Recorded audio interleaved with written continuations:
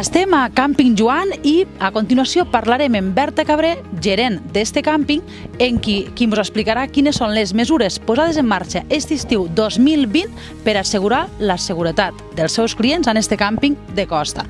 Berta, moltes gràcies.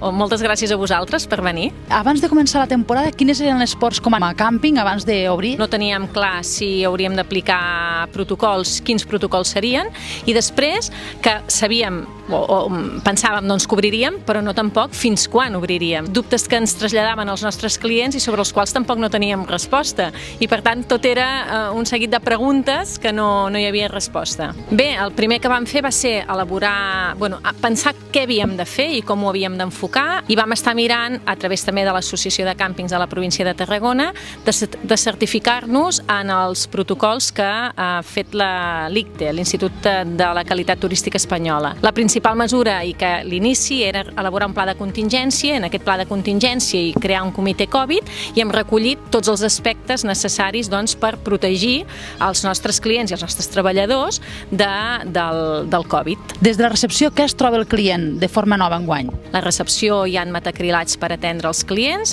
per tant hi ha també un distanciament, la cua es realitza a l'exterior. La forma de fer el check-in també s'ha simplificat, s'entreguen les pulseres, per exemple, quan abans es posaven, no hi ha elements prospectes que el client pugui agafar, sinó és informació que es facilita, i tenim el telèfon 24 hores al dia. També el que hem fet és establir un procés d'auto-check-in, que el client rep uns dies previs a la seva estada, de manera que quan arriba a la recepció simplement cal que li entreguem les claus de l'allotjament. I per saber com ha sigut la percepció des del punt de vista del client, parlem amb la família Molina Soteres, que venen des de la Conca d'Òdena. Des del minut que vam entrar per recepció a buscar les claus i a donar la benvinguda, ja vas veure que només entrar a recepció ja hi ha les mampares de seguretat, tot el personal del càmping et rep amb la mascareta, doncs ja només l'entrada ja et dona la seguretat de que tot el que t'han explicat anteriorment per telèfon és tal com és així.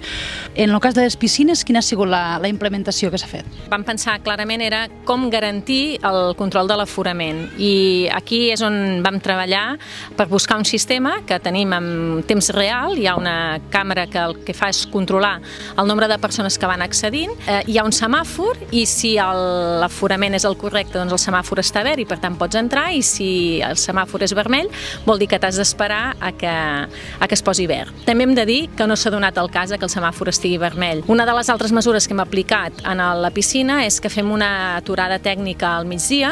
D'aquesta manera podem fer una desinfecció de totes les hamaques, de tot l'espai. Un cop passen els dies que et situes aquí, veus que la gent, tothom respecta les seves mesures de seguretat. A nivell de quan fan espectacles, tothom va amb la seva mascareta.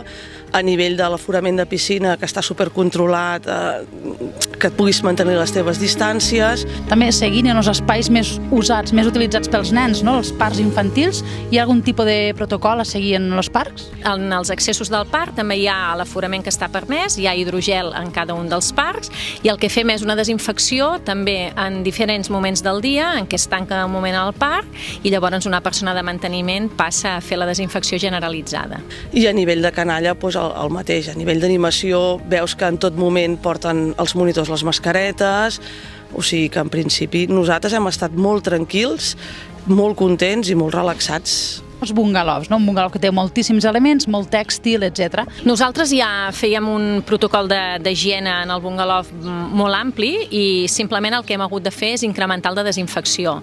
Pel que fa al que és higiene, és neteja de tots els elements que hi ha en els productes certificats. En aquest cas sí que hem estat molt estrictes en valorar que tots els elements que utilitzem siguin productes homologats pel Ministeri, i tot el que és el tèxtil nosaltres el canviem, és a dir, la funda del matalàs, la funda del coixí, la coixinera, tot és renovat a cada una de les estades. I després de completar la neteja, el que fem és una desinfecció. Tenim una màquina especial amb un producte que és virucida i que el que fa és fer la desinfecció de tot l'element del bungalov. Per al client campista, aquell que utilitza els serveis comuns, i que també era una de les grans preocupacions, com se netejarien, com són els serveis comuns. El que fem és molta neteja. També hi ha ha senyalització a l'entrada amb els aforaments que hi ha en cada un dels serveis comuns. En la restauració és necessari també mantenir aquesta cura i el que fem és ús de mascareta obligatori a l'accés del restaurant, desinfecció previ de la taula, cadires i per tant no es pot seure ningú si no se li dona pas. Moltes gràcies, Berta, pel teu temps, per esta entrevista i sobretot per ficar sempre un punt d'excel·lència en este servei al client. Gràcies a vosaltres per visitar-nos i animar i encoratjar a tots els clients que encara no han fet vacances i que encara no han fet càmping aquest any, que ho provin. Hauran vist ja en tots els vídeos que heu estat fent les mesures que s'han adoptat en tots els càmpings. Els càmpings han treballat molt per donar aquesta seguretat i aquesta tranquil·litat a les famílies que ens visitin i, per tant, animem a tothom a que ho provin i que vinguin als càmpings. Així és, així ho hem estat contant durant tots estos capítols. Los càmpings han fet les seues tasques, tenim un munt de càmpings certificats, però el més important, el que diuen els clients, i els clients estan aquí tranquils i gaudixen de les vacances en seguretat.